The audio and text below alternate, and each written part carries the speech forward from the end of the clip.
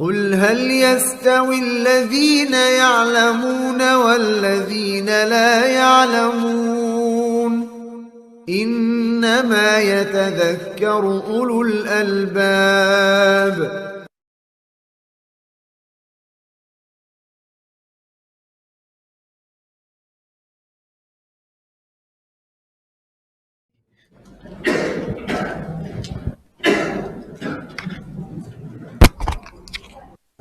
Ini ada pertanyaan. Assalamualaikum warahmatullahi wabarakatuh. Waalaikumsalam warahmatullahi wabarakatuh. Apa hukumnya azan dan iqamah dalam penguburan mayit? Azan dan iqamah dalam penguburan mayit. Hukumnya ya sebenarnya yang lebih tepat. Sebentar, ini ada pembahasannya. Tidak ada azan dan iqamah dalam penguburan mayit, karena azan dan iqamah itu dalam rangka azan, yaitu i'lam. Artinya azan adalah i'lam. I'lam itu memberitahu akan waktu sholat.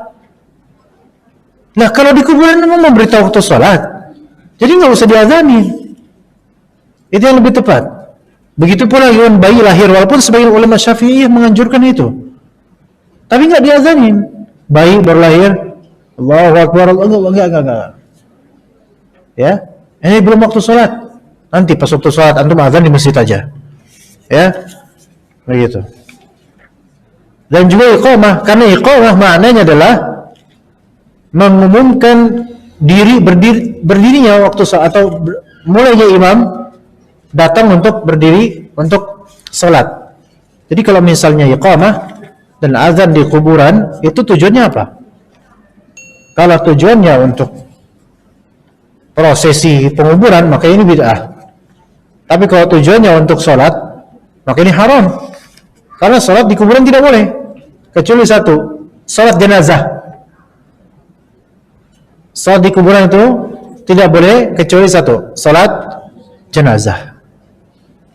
Itu pun sholat jenazah ada Al-Fatihah nggak jemaah? Ada Al-Fatihah? Hah? Ada nggak Al-Fatihah di sholat jenazah? Ada. Ada nggak sujud? Tidak ada. Berarti di sini sholat jenazah ini sholat khusus, ya hanya satu-satunya sholat yang diperbolehkan di kuburan. Tapi itu sholat. Karena dibolehkan juga karena pertama dicontohkan pernah oleh Nabi SAW. Ya, seorang perempuan yang biasa bersihin masjid kemudian wafat, Nabi SAW nggak tahu wafatnya malam-malam dan dikubur malam-malam. Akhirnya paginya Rasulullah bilang, mana fulan? Oh, fulan telah wafat ya Rasulullah semalam. Loh, limadza lam tu'limuni atau lam tu'dzunani? Kenapa kalian lam tu'dzinuni? Kenapa kalian tidak mengabarkan aku kalau dia wafat? Dullani ala qabriha. Tunjukkan padaku di mana kuburan perempuan tersebut untuk disolatkan oleh dia. Berarti boleh solat di kuburan, tapi solat jenazah. Dan itu pun dibolehkan pertama karena Nabi SAW mencontohkan. Kedua, karena solat jenazah satu-satunya solat yang tidak ada sujud dan ruku. Sehingga kita tidak sujud ke kuburan, tidak ruku ke kuburan, makanya boleh. Dan itu pun dari bagi mazhab Hanbali, itu pun dibatasi solat jenazah di kuburan, yaitu sekitar 40 hari pertama atau sebulan pertama setelah wafatnya mayit. Ya begitu, wallahu a'lam. Apakah dibolehkan berdoa atau baca Quran setelah mengubur jenazah? Kalau berdoa dalam maksud mendoakan mayit sendiri-sendiri, fadhal. Ya. Tapi kalau membaca Al-Quran enggak? Membaca Al-Quran enggak? Membaca Al-Fatihah, surat Yasin, sendiri maupun berjamaah, atau memasang MP3 di kuburan, baik bajakan atau beli langsung, itu semuanya nggak benar. Ya bukan karena Qurannya yang kita ingkari, bukan, tetapi ketentuan pembacaan di kuburan untuk mayit ini yang munkar dan kebid'ahan. Orang-orang itu banyak yang baru membaca Quran ketika ziarah kubur di bulan Sya'ban. di Jumat terakhir baru tuh dia baca Quran. Iya, itu mungkin jin-jin kuburan bilang nih, pas gini aja loh baca Quran. Kemarin kemana aja, ya kan?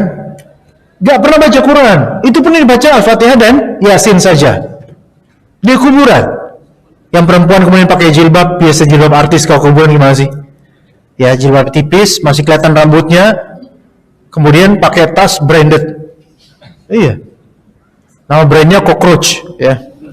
Cockroach, kecoa dong. Iya. Ya ini mau ke kuburan mau gaya ini. Pakai kacamata hitam, aduh rata apa? Seragam, kacamata hitam, jilbab hitam, tas hitam, kaos kaki hitam. Kadang ada yang kemudian lipstiknya hitam, setaknya hitam, gotik. Ya ini orang. Ini kan tasyabuh bil kufar. Menyerupai orang-orang kafir, perempuan-perempuan seperti ini mereka sengaja seragam. Kalau misalnya membiasa pakai hitam, cadar hitam biasa di mana-mana itu berarti nggak mengkhususkan kuburan. Tapi ini kan rata-rata majelis taklim tertentu. Ayo kita ziarah kubur fulan, tapi pakai seragam. Semua harus pakai hitam-hitam. Sampai dompet juga harus hitam. Iya. Nah itu, jual barang-barang hitam-hitam semua. Pak umahat itu. Iya. Enggak, ini seperti ini enggak benar. Yang baca Quran bareng-bareng di kuburan tersebut. Yasin. Terus sampai akhir baru. Ya, itu paling khusyuknya ngaji dan mungkin itu satu sore ngaji. Sisanya enggak pernah ngaji dia. Iya. Betapa banyaknya orang yang hafal Yasin. Karena Yasinan. Tapi nggak hafal surat-surat lain. Al-Kahfi nggak hafal, nggak ngerti Al-Kahfi. Ya. Anda pernah ikut sholat jenazah? Sama, Anda juga kayak antum. Ya. Lalu setelah sholat Anda dikasih uang. Ah, kok ini langsung dimasukin ke kantong baju.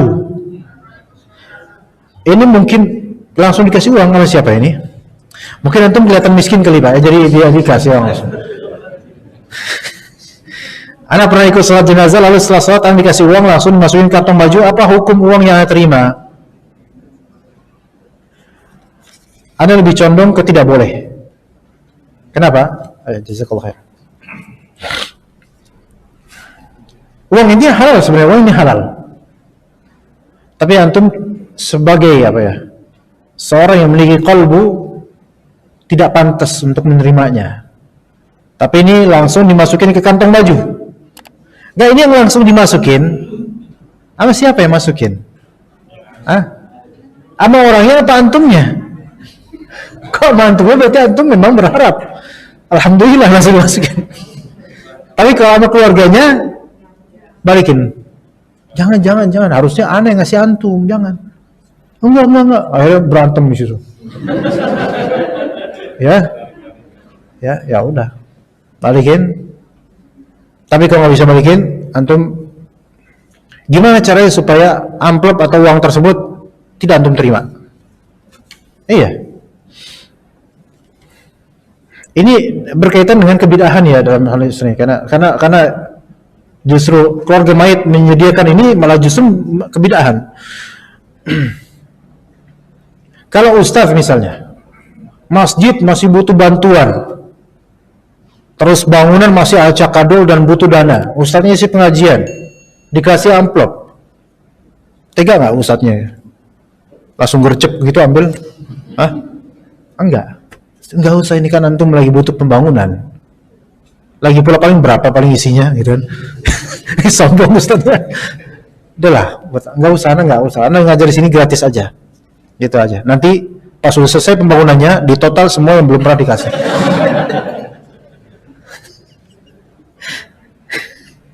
Jadi uang tersebut minimal uang yang bersyubhat dan tidak layak untuk diterima oleh antum. Minimal ya.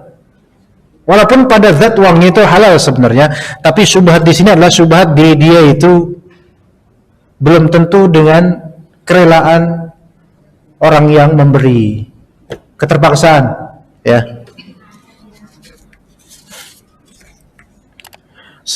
Bismillahirrahmanirrahim. Ustadz YTH, bagaimana dengan penguburan para korban corong. Oh, corona. Ya, corona. Ya, para korban corona kemarin yang selalu memakai peti. Ini dicoret-coret sama beliau. Artinya dicoret-coret sama beliau. Kayaknya udah terjawab tadi. Ya. 2. Ada mayat pada waktu mau dimasukin ke lubang lahat, keluar air deras. Dipindahkan ke lubang yang baru, keluar lagi air deras. Ini berarti dikali deres, ya. Ya. Dan seterusnya, akhirnya menyerah. Dikubur di situ. Bagaimana? Apakah itu tanda-tanda? Tanda-tanda apa? Nggak tahu saya. Kan saya nggak nyaksin. Itu tanda-tanda di situ makmur, insyaallah airnya banyak. Iya, itu kalau misalnya buka pam di situ, insyaallah nggak usah dalam-dalam itu. Bagus, ya. Itu tanda-tanda itu, ya. Karena nggak tahu nih tanda-tanda apa nih. Tanda-tanda sulh khatimah atau sulh khatimah. Hal-hal kayak gini gaib, ikhwan. Ya. Hanya saja dikhawatirkan gitu loh. Seolah-olah ditolak oleh bumi seolah-olah, tapi kita nggak boleh mengatakan ini tolak, ini azab nih, nggak boleh. Karena kita nggak tahu hal yang gaib. Iya. Memang hal-hal kayak gini tuh kadang ada yang di luar logika atau boleh jadi bisa dijelaskan secara saintifik. Seperti ini bisa dijelaskan secara saintifik. Mungkin bisa. Mungkin buka, gali, keluar air deras. Ya mungkin secara saintifik mungkin ada air yang tersimpan di tanah kemudian pas banget di area yang memang di situ ada genangan, ada banyak air mungkin. Wallahu alam. Iya. Jadi jangan langsung dibawa ke hal-hal seperti itu dulu deh. Ya. Tapi ada juga yang memang tidak masuk logika kadang-kadang. Seperti ceritanya seseorang dikubur, ini diceritakan oleh salah satu kuncen yang biasa gali kubur itu siapa? Ahli gali kubur, dia udah ribuan kali gali kubur. Pernah menggali kubur seseorang, itu udah dipasin dan dia ahli dalam ngepasin mayit berapa pas itu. Tapi pas dimasukin kubur enggak pas, menekuk jadinya, enggak bisa. Tak angkat lagi, tambahin lagi, lebih panjang lagi, dimasukin tetap aja nggak bisa. Berkali-kali sampai harus kemudian akhirnya palanya yang ditekuk. Ada yang seperti itu ada. Tapi apakah kemudian itu tanda-tanda? Jangan bilang itu tanda-tanda tanah di situ mahal, Ustaz. Enggak, bukan gitu. Ini memang sesuatu yang tidak bisa dilogikakan. Tapi nggak boleh kita katakan, sulh khatimah nih orangnya. Pasti bejat nih dulunya nih. Ini pasti sekarang dianggap dikubur nih pasti nih. Nggak boleh kita ngomong gitu. Ya, kecuali kalau mungkin orang kafir, ya, jelas kafir, mungkin ya nasibnya seperti itu. Mengapa jenazah harus disegerakan penguburannya? Ada dua hal. Dari segi gaib dan dari segi zahir. Dari segi gaib, yaitu karena kita tidak tahu bagaimana ruhnya. Ya, bagaimana ruhnya? Apakah ruhnya menginginkan, dan mungkin ruhnya menginginkan untuk cepat-cepat ke apa? Ke alamnya. Iya. Tapi ingat, ringan atau beratnya mayit ketika digotong itu tidak merupakan indikasi, bukan merupakan indikasi baik atau buruknya dia. Kalau misalnya ringan dia, kita harap itu ada kebaikan mudah-mudahan, tapi bukan indikator. Karena kan gitu. Masya Allah, ngiringin dia tuh ringan banget, Masya Allah. Ada orang lain, yang lain, kasus lain, itu berat banget mayitnya, berat banget, anak bawa itu, pernah anak bawa seberat dia. Iya, yang lain juga ngeluh kayak gitu. Nggak bisa jadi indikator bahwa orang itu sulh khatimah, Allah alam. Ya. Jadi itu secara gaib mungkin mayitnya itu memang sebenarnya penginginkan, dan memang Allah Ta'ala memerintahkan untuk segera kembali ke kuburnya. Kan soalnya Nabi bilang dalam hadis riwayat Imam Ahmad, ya mayit itu kalau misalnya soal dia ke atas langit ke-7. Ya, kalau misalnya dia fasik, fajir, kafir, maka dia hanya sampai langit pertama, ditolak oleh para malaikat, pintu langit tidak mau terbuka, kemudian dia dihempaskan dan dilemparkan ke arah di mana dia akan dikubur. Itu kalau kafir atau yang fajir sekali. Nauzubillah min dzalik. Ya. Tapi di sini ya itu secara gaib. Secara zahir yaitu kita harus menghormati dan memuliakan manusia. Kata Allah Subhanahu wa ta'ala, walaqad karramna bani Adam. Kami telah memuliakan anak manusia. Yaitu ketika wafat segera dikuburkan, jangan menunggu busuknya dia. Segera cepat-cepat diwafatkan. Mungkin ada prosesi seperti pemandian, dan seterusnya, maka itu tidak masalah. Tapi kalau ditunggu sampai besok, ditunggu sampai 20 jam, enggak. Ini tidak sesuai dengan sunnah. Begitu ya, dua hal. Kemudian bismillah. Ustaz, sunnahkah ada nasihat sesudah penguburan jenazah? Nasihat-nasihat bagi pengunjung jenazah, pengiring jenazah, seperti menyampaikan bila si mayit ada hutang, memaafkan kesalahan-kesalahan si mayit. Kalau misalnya sesudah penguburan atau ketika penguburan, Nabi SAW pernah memberikan nasihat.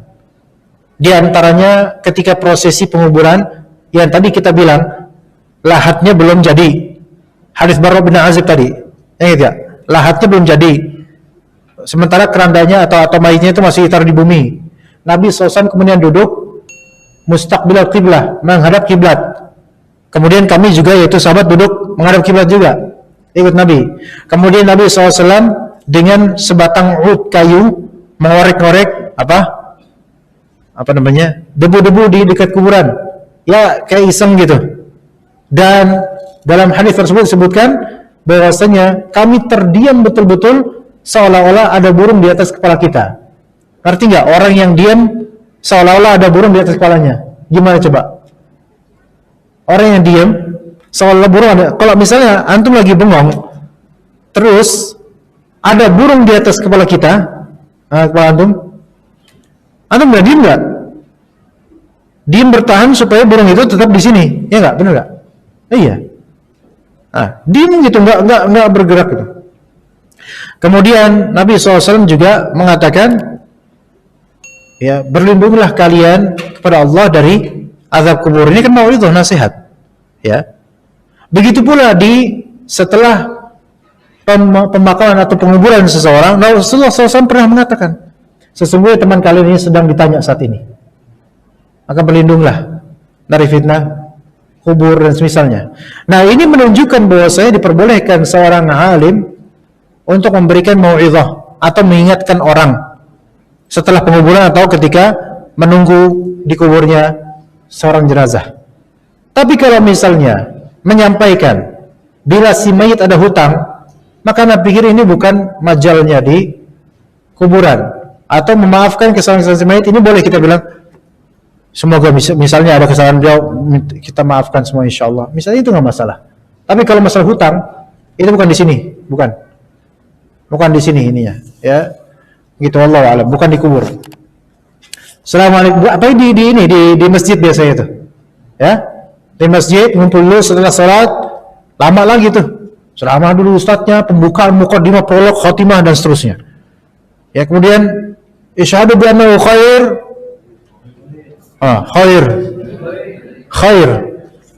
ya. Apa arti isyhadu bi annahu khair? Orang-orang belum tentu tahu itu maknanya apa. Isyhadu bi annahu khair gitu. Isyhadu bi apa emang artinya? Coba antum kayak gitu nanti. Habis mandiin mayit, habis ini sholatin, kemudian di masjid-masjid umum, bukan masjid sunnah, bilang isyhadu bi annahu khair. Emang apa artinya? Khair. Enggak ngerti. Isyhadu bi annahu khair itu saksikanlah bahwasanya dia orang baik gitu kan. Ada sedikit kisah ini, seorang yang memang jelek sekali dia, narkobaan dan seterusnya, pokoknya banyak merugikan orang, ya, mati kemudian disolatin masjid. Ya diperlakukan seperti itu. Ada mau'izahnya dari ustadz, kemudian bilang isyhadu bi annahu khair, pada diam semua orang-orang karena tahu jeleknya nih mayit ini. Isyhadu bi annahu khair, berdua. Ada yang balas nih, ketiga kali ini. Isyhadu bi annahu khair, ada yang nyeletuk di belakang, khair kali gitu. Saking gak ikhlas dia untuk. Tapi apakah syahadah, terutama yang 40 orang yang disebutkan dalam hadis yang mensolati 40 dari ahli sunnah, ahli tauhid, apakah syahadat tersebut terlisankan? Enggak. Persaksian orang itu dengan sholatnya mereka dan husnuzan mereka pada mayit itu sudah cukupnya. Enggak perlu kita kemudian isyhadu bi annahu khair. Iya. Karena belum tentu yang mengatakan khair itu tulus, belum tentu. Yang terpenting itu ketulusan dia sholatin dan juga husnuzan pada mayit. Itu aja. Ada yang bilang khair tapi sebenarnya dalam hatinya Alhamdulillah mati juga tuh orang. Ada kayak gitu. Assalamualaikum. Waalaikumsalam warahmatullahi wabarakatuh. Pak Ustadz, bagaimana kalau tempat makam yang kita gali dipenuhi air? Apakah mayat boleh dimakamkan? Ya kalau misalnya nggak ada lagi tempatnya mau gimana lagi? Wallah alam, mana belum bisa jawab ya. Tapi carilah di tempat yang memang tidak berair gitu aja. Ya. Tapi kalau misalnya udah nggak bisa lagi semua tempat karena banjir atau apa ya khalas. Lebih baik cepetin kuburin daripada nunggu besok-besok atau kapan sampai air surut enggak.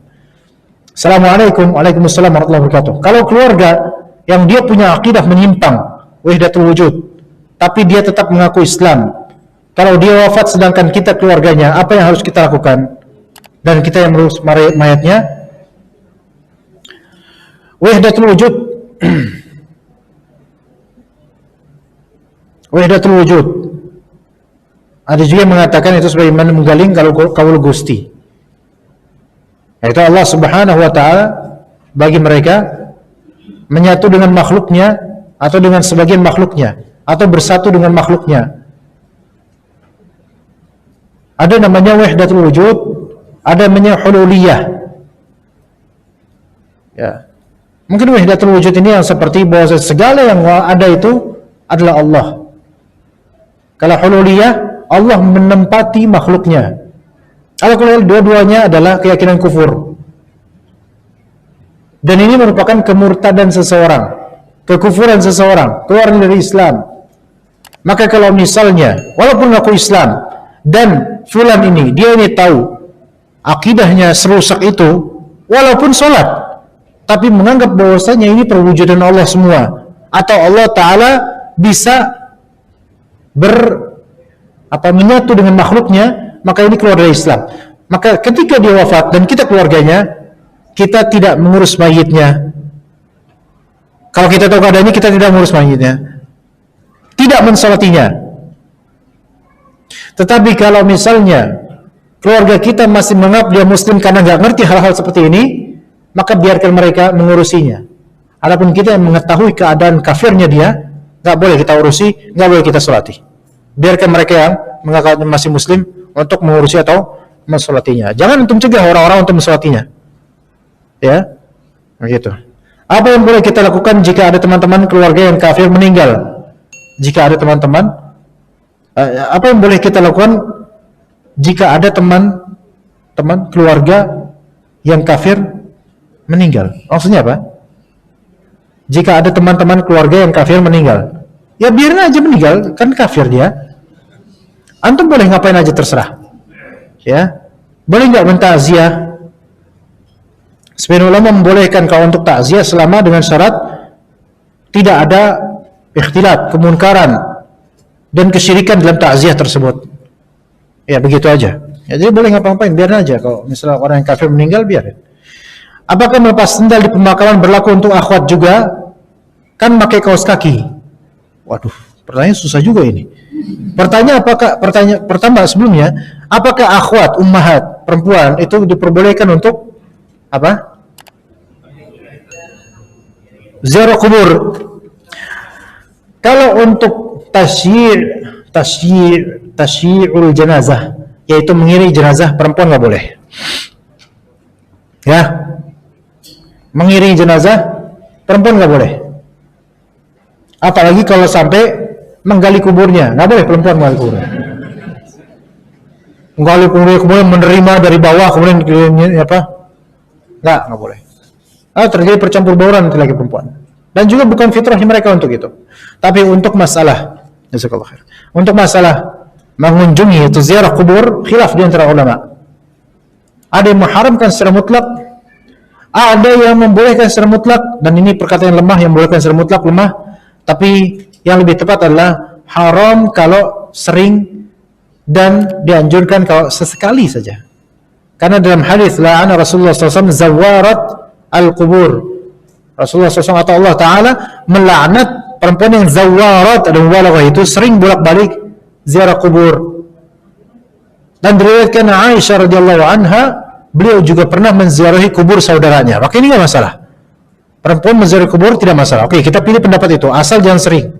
Lalu bagaimana dengan Melepas sendal di pemakaman kan pakai kaos kaki. Tetap lepas sendal, pakai kaos kakinya. Iya. Tapi kan kotor, ya udah jangan ke kuburan. Lagi ngapain ke kuburan? Ke pasar aja sana, nggak usah ke kuburan.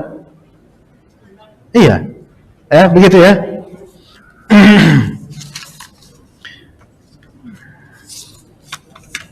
Bismillah, assalamualaikum waalaikumsalam warahmatullahi wabarakatuh. Adakah hadis yang melarang seseorang saat mencium si mayit air matanya tidak boleh jatuh ke wajah si mayit? Gak tahu ana. Pak Mali emang kenapa? Cium kening mayit, jangan sampai air mata kamu jatuh ke mayit. Kenapa? Urip maning. Hidup lagi emangnya? Gak apa-apa, jatuh aja. Anda nggak tahu hadis tentang itu. Wallahu a'lam. Assalamualaikum waalaikumsalam warahmatullahi wabarakatuh. Ustaz, jika kita ziarah kubur, apakah mayit yang di dalam kubur tahu kita datang? Mohon jawabannya. Wallahu a'lam yang lebih zahir. Wallahu a'lam. Khilaf di antara ulama. Ada yang mengatakan mayit tidak tahu. Ada yang mengatakan mayit hanya mengetahuinya tapi tidak bisa mendengar apapun yang antum bicarakan. Tapi yang sahih adalah antum tidak perlu ngurusin itu. Iya, nggak perlu. Karena ngurusin hal-hal seperti ini membuka celah penasaran dan kepengin ngobrol. Ya, coba. Kalau misalnya bilang mayit nggak dengar, antum mungkin berpikir kalau mayit nggak dengar, mayit nggak tahu, terus ngapain kita datang ke kuburnya gitu kan? Kalau anda bilang mayit tahu, wah tahu nih. Sekalian aja kita ngobrol sama dia. Kayak spiritual aja bisa, masa mayat nggak bisa? Itu. Jadi saran anda nggak usah mikirin dia tahu apa enggak. Udahlah, bukan urusan. Yang terpenting kita itu ziarah kubur tujuannya dua, zikrul maut dan doa lil mayit. Mayit kematian dan mendoakan kebaikan buat mayit. Dah itu. Nggak usah diurus dia tahu apa enggak. Nggak usah ditanya, nggak usah diinterogasi. Akhi, antum tahu nggak ana di sini? Tahu, akhi. Wah, masya Allah. Ya. Baik. Nggak usah diurus. Assalamualaikum. Waalaikumsalam warahmatullahi wabarakatuh. Hukumnya menabur bunga di atas kuburan. Hal ini banyak sekali dilakukan masyarakat Indonesia pada umumnya. Menabur bunga di atas kuburan hukumnya haram. Dan juga menanamkan tumbuhan sengaja di kuburan fulan haram. Maka biarkan kuburan apa adanya. Ya, udah. Ya, ada yang nanam kuburan di bagian kepalanya mayit tuh. Kamboja atau apalah tanaman apa gitu. Enggak boleh. Biarkan natural. Kalau misalnya tumbuh rumput, ya udah enggak apa-apa. Karena itu Allah Taala yang menumbuhkan. Ya, semua Allah yang Taala menumbuhkan, tapi tanpa kesengajaan manusia. Itu enggak masalah. Nah, sekarang menabur bunga kenapa haram?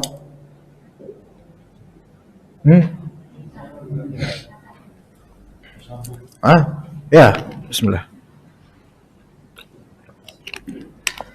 Menabur bunga haram. Disengaja menabur bunga ke kuburan yang dimaksud.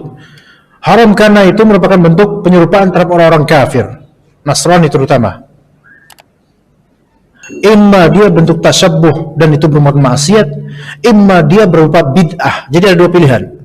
Menabur bunga tergantung dengan maksud antum. Kalau cuma ikut-ikutan, maka berarti tasyabbuh, menyerupai dengan orang-orang fasik dan orang-orang jahil atau orang-orang kufar. Kalau misalnya di dalam itu ada keyakinan, maka ini bisa menjadi bid'ah. Bagaimana itu terjadi? Karena sebagian orang yang menabur bunga di kuburan dan menanam tanaman di kuburan itu beristinbat dengan hadis Nabi SAW ketika beliau datang beliau melewati dua kuburan di Madinah. Kemudian beliau bilang ke sahabatnya, ke sahabat beliau radhiyallahu alaihi wasallam, innahuma la yu'adzabani wa man yu'adzabani fi kabir. Kedua sahib kuburan ini sedang diazab. Dan tidaklah keduanya diazab dalam urusan yang besar karena namimah dan karena tidak menjaga cipratan air kencingnya.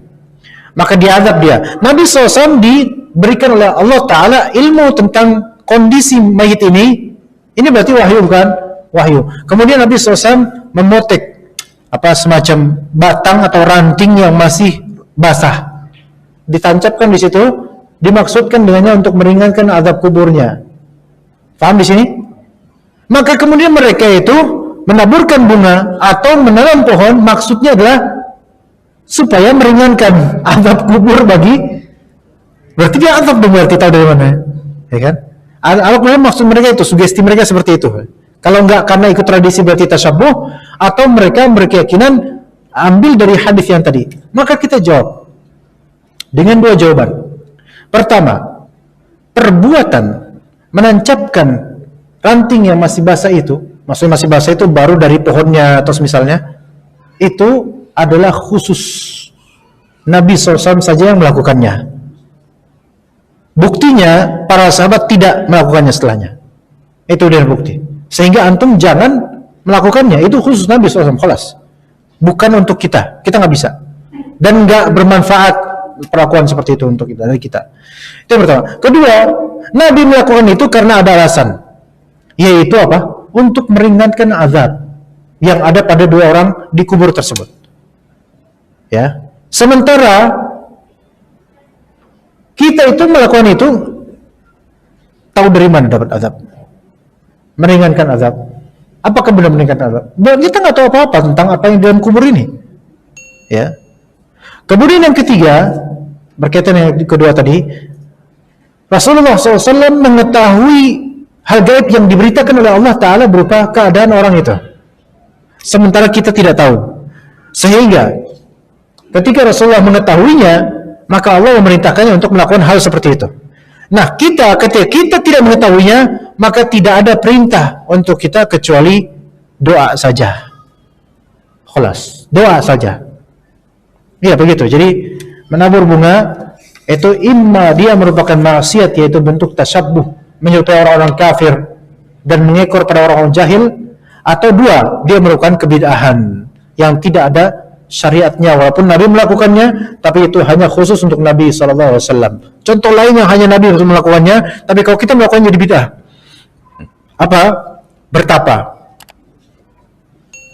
Nabi SAW dulu di gua Hira, diam gitu, tafakkur, ta'abud, yaitu beribadah di situ, diam, tafakkur, memikirkan, dan seterusnya. Kita boleh nggak kayak gitu? Antum kemudian datang ke gua di Pelabuhan Ratu misalnya, di bagian liar-liarnya ada gua-gua tuh, pendekar-pendekar banyak sana, nyari kesaktian, nyari ilmu, atau datang bertapa diam, ya, diam aja di situ. Ditanya petani, Mas, dari mana Mas? Dari Depok, Sukma Jaya ya? Iya. Oh iya, saya dulu pernah di Masjid Ahmad itu ya, jadi teman kajian lama ternyata ya. Enggak. Misalnya datang ke sana kemudian, Mas lagi ngapain? Lagi tafakur. Ada dalil enggak? Ada dulu hadis Nabi SAW dulu di Gua Hira katanya. Itu dibantah sama petani. Itu kata petani, itu qabla tasyri' ya akhi. Itu sebelum ada syariat Nabi SAW melakukan itu. Setelah ada syariat, Nabi enggak melakukan itu kan? Enggak. Berarti yang Anda lakukan ini syariat enggak? Enggak ada sih syariatnya. Ya udah berarti bid'ah enggak? Bid'ah. Akhirnya taubat antum, ya. Tadinya mau jadi pendekar, akhirnya nggak jadi. Ya. Di sana ada beberapa pendekar yang memang sengaja datang ke tempat-tempat gelap, gua-gua untuk bertapa. Kalau ditanya, Nabi SAW juga kayak gini kok dulu. Ya Nabi dulu pun kalau tafakkur di Gua Hira, bukan kayak antum. Antum kan nyari kesaktian. Kok Nabi SAW memang itu adalah suatu peninggalan dari agama Hanifiyahnya Nabi Ibrahim alaihissalam dulunya. Gitu. Pak Ustadz YTH, setelah kita selesai memandikan jenazah, pakaian dan kondisi bersih dan berwudu, bolehkah kita ngimamin sholat jenazah? Ya boleh. Kenapa enggak? Fadhal. Antum ngimamin, antum bawa sendiri jenazahnya, antum kuburin dia sendiri, fadhal, antum terserah antum. Apakah ada larangan habis mandiin kemudian enggak boleh ngimamin? Enggak, fadhal. Antum mandiin, imamin, gotong, ikut kuburin, fadhal. Enggak ada larangan insyaallah. Baik, kita cukup sampai ini.